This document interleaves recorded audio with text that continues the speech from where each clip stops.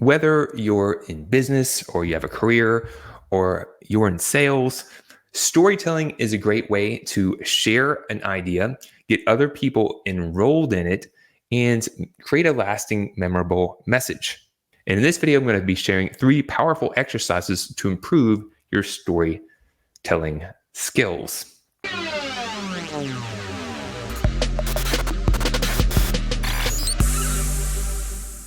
Like it or not, whether you know it, you're in sales. Everyone's in sales. We sell our ideas all the time. As they say, facts tell, stories sell.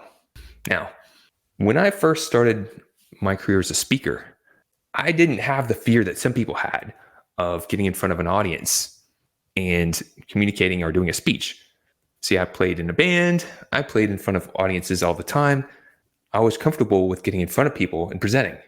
However, there's a difference between playing a guitar and jumping around, playing rock and roll, and communicating ideas clearly in a way that is effective to get your message across, to influence and persuade people to take new actions so they can achieve new results. What I learned is I needed to work on my communication skills, and I joined Toastmasters International. Toastmasters is a group that helps people develop their communication and leadership skills. They give you a set of speeches that you are to craft, present in front of an audience, and then they give you feedback on what you could do to improve your speech. The first speech is really easy. You just get up in front of the room and talk about your background, where you grew up, your family, your interests. It's called the Icebreaker. It's really easy. Now, I did the Icebreaker so well that I was overconfident coming into my second speech, which was to organize your speech. I can remember the day like it was yesterday. It was in an office setting, the big long table, not the most elusive or attractive fluorescent lighting, not the greatest. It's kind of an old space. They had the wooden panels around, and people were coming in after work, a little bit tired because it was in the evening, but everyone was there to support each other grow as a speaker. Now I come in and I'm cool and confident because I'm not afraid of speaking in front of crowds. I get up in front of everyone to give my presentation, and I did something different this time. I tried to memorize my speech line by line, word for word. And unless you're a really, really, really seasoned pro, don't even try that. You should learn your points and then speak to your points.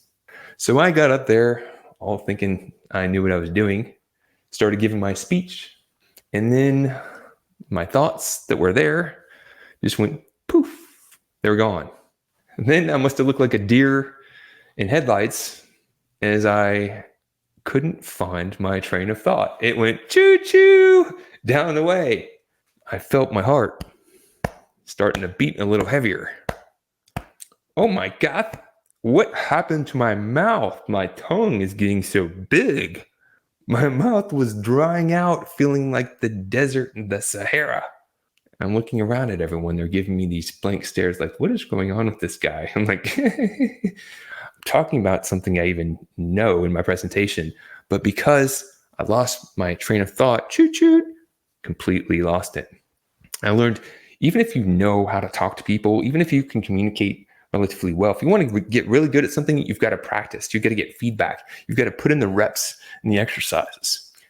Now, I'm working on a presentation that's coming up for a conference, and I'm going to be telling more stories than I typically do.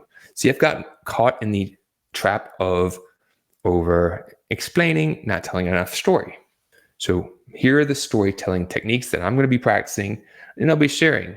Put them to use, and I'd love to hear if you have a storytelling exercise that you use that works for you, or your feedback in the comments. So the first storytelling exercise is to use visual inspiration. And we want to practice crafting stories from visual cues. You choose a random image or photograph, and then write a short story inspired by it.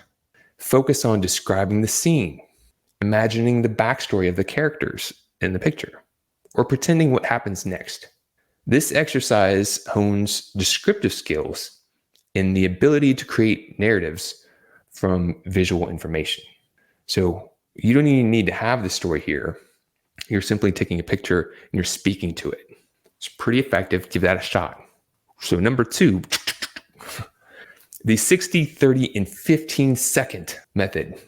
I've got a speaking coach and they've given me this assignment. And the thought is, you think of a story that came from your background, personal story, and you tell it. You try to keep it to 60 seconds, which is pretty quick for telling a story.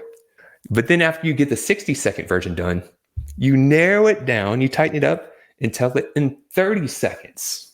And then when you think, wow, that was pretty hard to tell that story in 30 seconds, you squeeze it even more tighter, and you tell it in 15 seconds.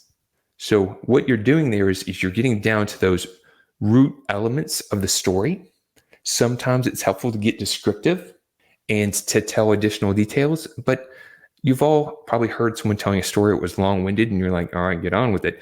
So if you can get down to the root essence of that story in a short amount of time and communicate it effectively, that can be really powerful. And you'll see some of the great keynote speakers, they can rattle off story after story. And then bonus ninja tip is they relate that story to their topic. So if you have a story, you don't want to just throw in a story for the sake of it, just because it's funny or just because it's inspiring. You want to really tie it back into your topic, and that takes practice too. So last but not least, number 3 is sensory stories. And this helps us to enrich the narratives with sensory details. So write a short story that focuses on engaging all the 5 senses. Your sight, what do you see? Sound, what do you hear? Smell, what do you smell? Taste, describe the taste, and touch. This practice encourages the inclusion of detailed descriptions that brings a story to life, making it more immersive for the listener. In Toastmasters, there's a technique that we have when we're doing an evaluation, a critique. It's to share what we saw, what we heard, and what we felt. And so if you're writing a story, you're wanting to communicate a message, you can think of that. As you know, a lot of communication happens through visuals. So what do you want people to see when you're communicating that story? If you're telling a story that's sad and you want to leave an impression, having a smile on your face and looking all bright and fuzzy may not be the best way to communicate that tone.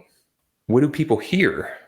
If you're excited about something, sound excited about it. Genuinely, don't make it feel forced, but feel like you're excited about it.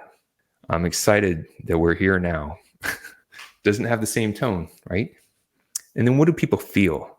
What is your message? What do you want to make people feel when you're telling your story?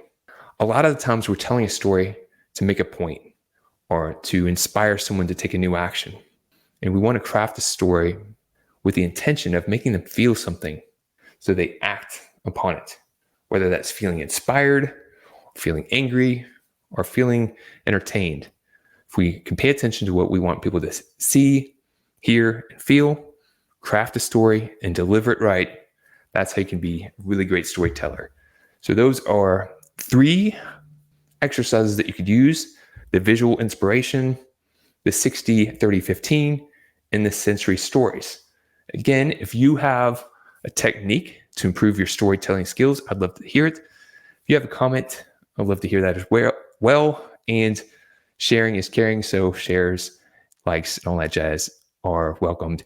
Thank you so much. Appreciate your support. Until next time, keep on amplifying. To show your support, take a moment to amplify this message by sharing it online. To connect with me or gain more business growth insights, visit www.growthamplifiers.com. Thank you for your support.